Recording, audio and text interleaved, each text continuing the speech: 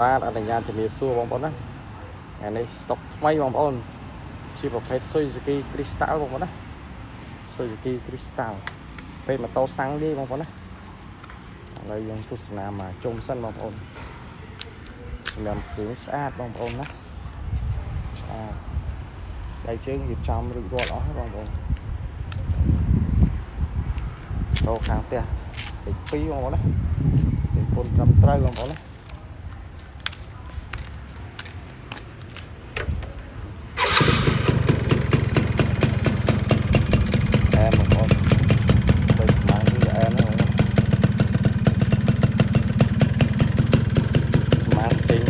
លេងដកបងប្អូន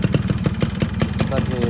បងប្អូនមានតម្រូវការឬក៏គូអមមានតម្រូវការចង់បានប្រភេទ Suzuki Crystal នេះយកទៅប្រើប្រាស់ឬក៏យកទៅអភិរក្សបន្តអាចតាក់ទងមកខ្ញុំបានបងប្អូនណាទីតាំងនៅភ្នំពេញបងប្អូនតែមួយគ្រឿងនេះលេងអែលបងប្អូន